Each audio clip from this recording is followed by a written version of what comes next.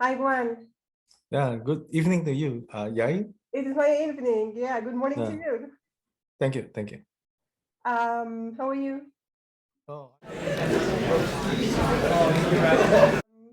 Thank you so much for joining me today. I know that you have a hectic agenda, so thank you. I appreciate. And yeah, I mean, in the series of the ESG Weekly Digest, I thought of you. You're very active on LinkedIn, obviously, and on many other social channels. And I'm curious, and I would love to know more about you and share with the audience what you do. oh, okay, sure, sure. I started my career as a high school teacher, practicing experiential learning among my students. So back in the late 80s, I actually we've been in charge of the science club because I was the head of the science department. My biology colleague and myself, we actually encouraged the students to study the flora and fauna of schools in Singapore Mm. and to publish a book on that, a nature guide to the flora and fauna of schools in Singapore. And at the same time, my another bio colleague, my biology colleague, he's world famous as a crab specialist, marine crab specialist, and he frequently goes into the tropical rainforest in Southeast Asia for his scientific expedition. So I joined him as well. So I was involved in nature, environmental science for since the 80s.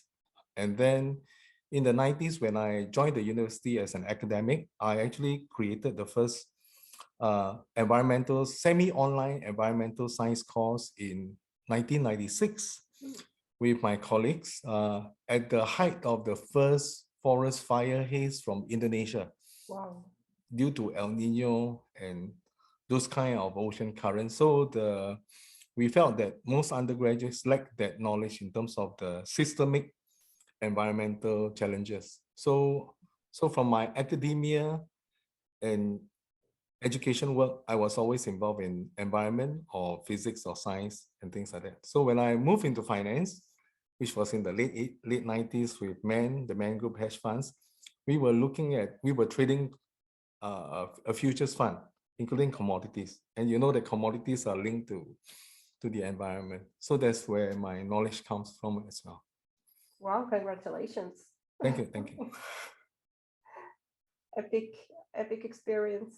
Um, how do you see today the market regarding, back in time? I think it's quite different. Yes, I think when the Kyoto Protocol came about at the end of the last century, I think the world was very preoccupied with the ozone layer at that time, the widening ozone layer. But today you can see that the emphasis has been reinforced after the Paris Agreement Yeah. in 2015. So we had felt that there wasn't enough impetus from the Kyoto Protocol back then. But today, hopefully, the trend, the momentum is sustained. However, I can see that because the financial sector has been seen to be closely associated with the current climate change issue, they tend to forget from a interconnected risk point of view that actually climate change and environmental change is very system level.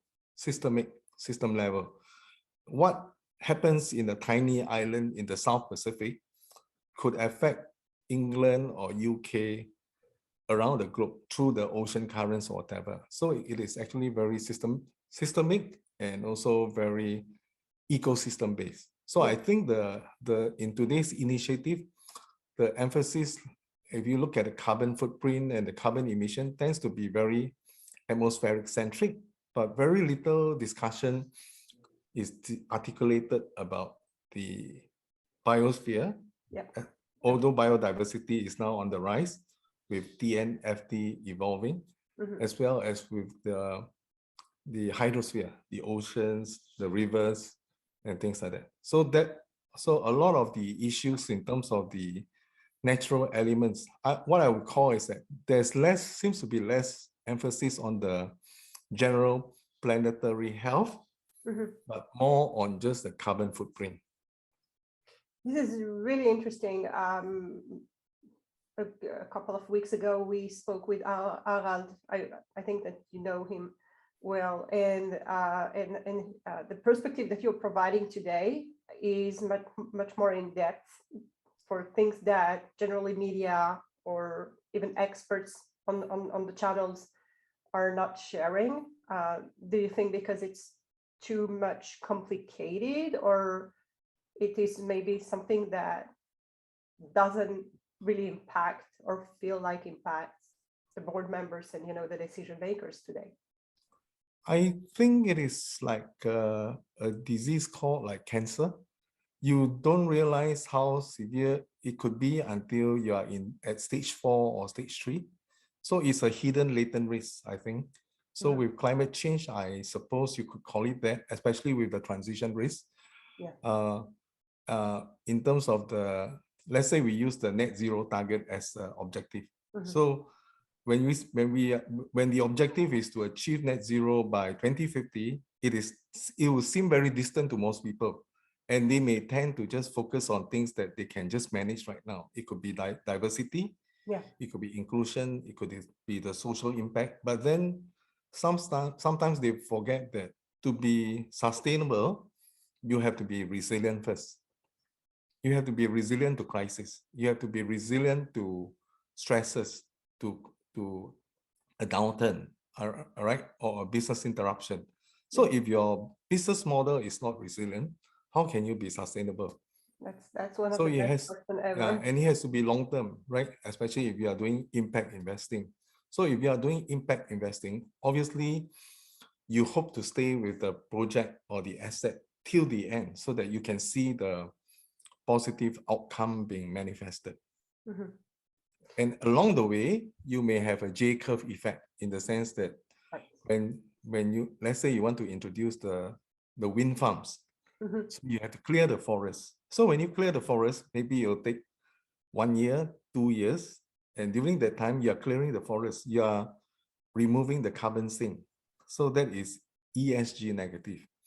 So how can you rate a company or an asset every year based on just an ESG label when the truth is a sustainable ESG asset is actually very long-term in terms of its manifestation or its life cycle endpoint. Yeah. Oh, that's thank you for mentioning this point, because it's super interesting what you say. I mean, I'm involved in the sustainability field for maybe the past decade. I'm meeting a lot of decision makers and in touch with a lot of investors, of course, and a lot of companies willing to achieve a certain level of sustainability. Last year, during the pandemic, we heard a lot about resilience, building stronger team, having bold leadership, and so on. But what I noticed is that the common point of each company was about being very narrowed and very focused on their own goals without necessarily looking at what's going on around. And that's also from my chair at the IEEE, during the Wellbeing Initiative. I noticed that it's very complex for any type of leader to adopt the different types of focus and frameworks unless the teams are not involved. So the configuration here are including the fact that on the ground, as you mentioned, if it's a solar farm or if it's any type of urban farm or whatever is about the hydro ecosystem, has to be considered in a very different way. Now, my question is about, as you mentioned, the systemic point of view, how a company, if it's not a company from the higher level of the corporations and the global companies, how a company from any type of industry can understand that and maybe embrace the opportunities here. I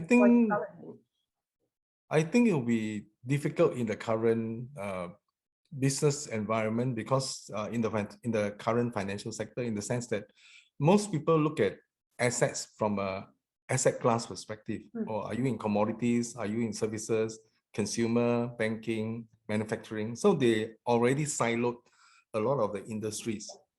But when you use a term like net zero, a company cannot achieve net zero unless the whole ecosystem is involved. Right. Your customers, your suppliers, your manufacturers, those who procure the sources for you, your workers, and even England cannot survive by itself if I'm just using Europe as an example.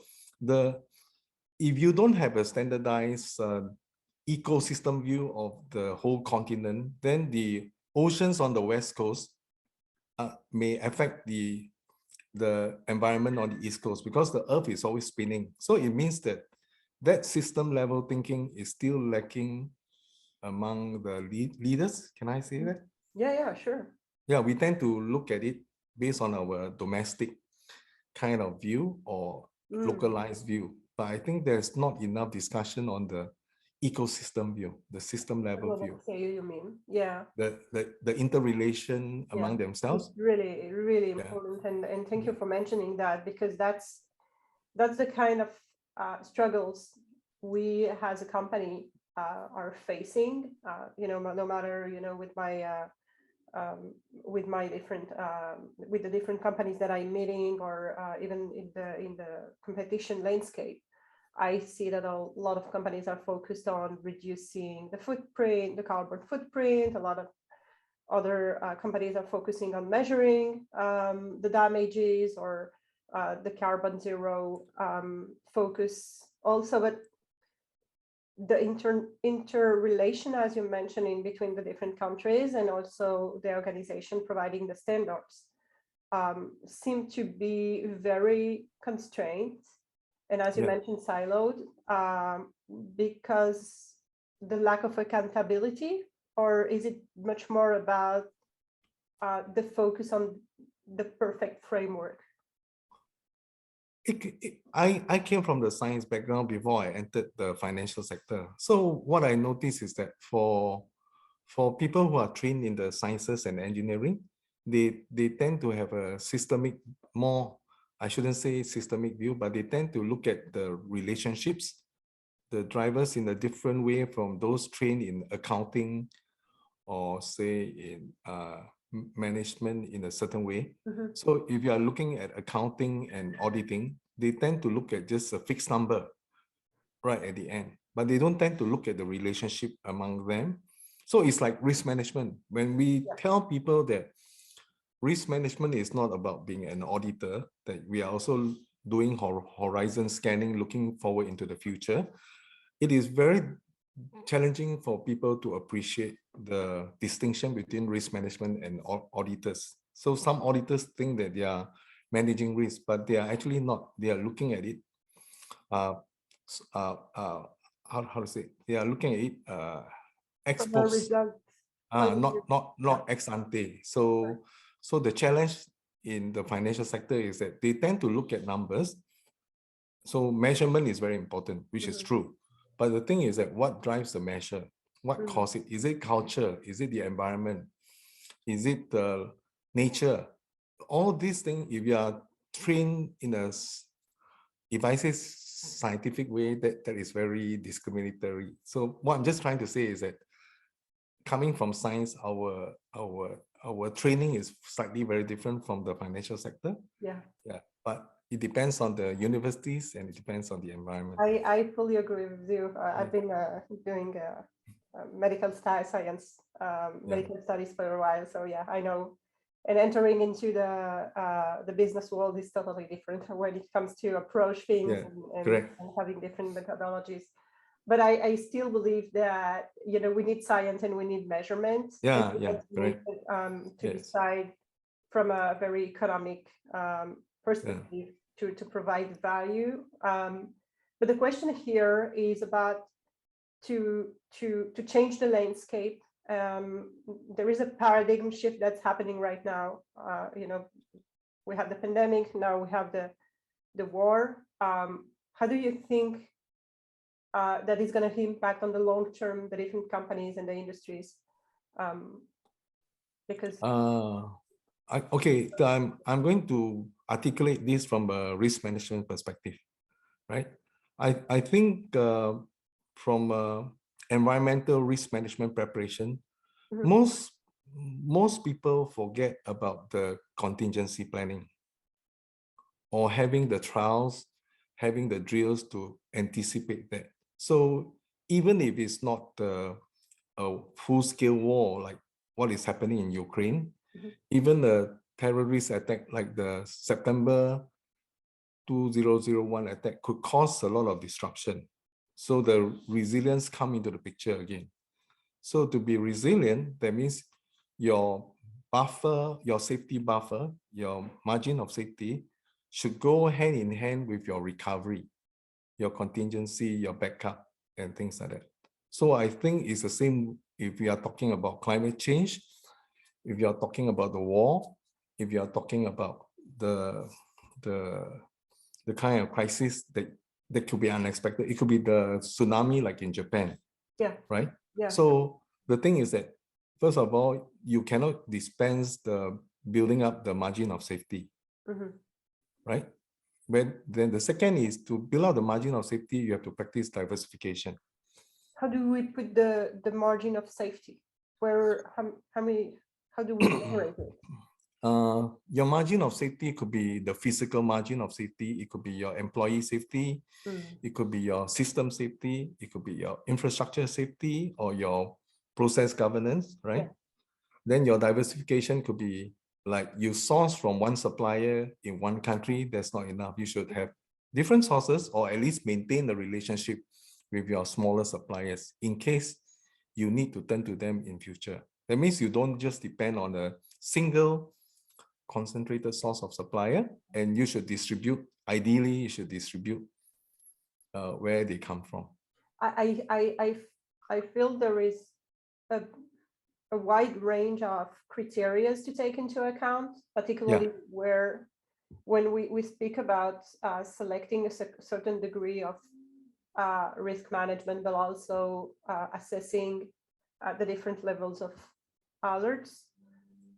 How, I mean, I'm not talking about the individual as as being resilient as an individual, because that's proper to each one of us to take into account the risks around us. But as a company with, I don't know, maybe over 10,000 employees, or with board members and stakeholders trying, to assess the different risks, how do we manage that? What are the rules or the highlights that you can provide? Some of the risks are latent and nascent, so it may be the ducks in the they could be in the blind spots without us realizing it. So if you look at I'm trying to interpret it from a political point of view. Yeah. Prior Yeah. to President Trump being elected the president of the US, most countries don't perceive the US as a political risk. Mm. I mean, I'm not sure about those outside the US or inside the US, but for those, it became like, his tenure, his presidency was characterized by Yeah. a lot of internal conflict or Right. divisiveness in the political situation in the US. So sometimes the emerging risks are not really new risks. They are old risks that we forgot about it. Same with geopolitical. I think we just had a conversation with Joe Zamit Lucia from Malta, and he was saying that for the last 100 years, the generation of the CEOs and leaders that were born in the 70s and 80s have never truly experienced a different geopolitical climate. I can attest. I can tell. Right. Yeah. So he's saying that because everybody assumed that there's a dichotomy between the economy and the government. So most people never assume that the government may be aligned with the business in certain areas, like what you see in the centralized economy. So I think his point was very valid when we interviewed him, in the sense that a lot of the current generation of management, they may not have experienced war, they may not have experienced some of the crises that happen or high inflation and things like that. So some of the older risks that have occurred before may be emerging again. And you really have to consider if they now manifest going forward. Right. It could be geopolitical. Yeah. It could be environment has been around all the time. So it could be the severity of the climate change. It could be maybe the extinction of the tuna population or the salmon, things like that. So food security and water security could be the next two issues that I really appreciate your point, because I'm of course in touch with a lot of CEOs from the older generation, but also the new CEOs from the startup landscape, and a lot of them are below 30 years old. And it's really interesting because we often have to face different languages and understand the challenges that are overcoming, all around. But there is a book actually from Ray Dalio about the changing worlds, explaining how political aspects and decisions are impacting our environment. But my perspective here, and again, thank you for bringing that to the surface, because it's not shared, how one of the biggest countries in the world, as the US, when it comes to environment, take decisions and how it impacts the whole globe. And I see that emerging countries are doing a lot of efforts without noticing that on the global level, and doing a pretty good job in agriculture, food, supply chain, security also, and in terms of water or distribution. And they are way more impacted somehow. Yes.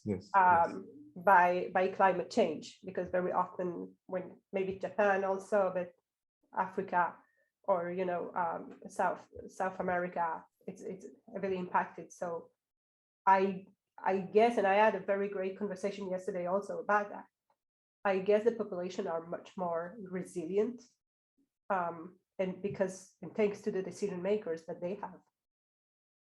Yes. Yeah. So I think leadership today is very important. Yeah. So even the board composition is very important. Ideally, this is just the ideal case. It will be good for the board composition to have people with different expertise today, whether it's environmental, cyber, and then with more system level thinking, preferably, and diversity. So hopefully the various ideas that they can share or feedback on will be very useful. But the challenge is still the education and awareness, I think. I agree. I agree about the fact that we need to raise awareness, particularly for the young generation, that are gonna need to fight probably much more than we do right now, and how to address the crises. I have one more question, and thank you so much, because it's priceless. This conversation is bringing much more perspective on the systemic level. How should what are the next steps? Now that we are in such a crisis that looks to be on the long term, what could be the few tips that you would like to share with the CEOs? I'll just quote one of my old Prime Minister of Singapore, Mr. Goh Chok Tong. He used to say, think global, act local. Basically, the first thing is to have a global perspective of things, a system level perspective, and then see at the local level what we can do first. And then perhaps share that knowledge with other countries or other regions, so that hopefully the whole world will benefit. But the challenge today is that to have this symbiotic arrangement, and we are using a scientific term rather than a biological, rather than a financial term, symbiosis. To have this symbiotic relationship is not easy, because the world is actually divided, right, in a way. And so the next challenge is to bring the person out to look at the perspective of another person. It could be a different race, it could be a different color, it could be about an issue or things like that. So I think the challenge for the whole world and the World Organization is to bring that awareness up strongly, and hopefully we will evolve into something more symbiotic among ourselves. I agree, and thank you for mentioning that. I appreciate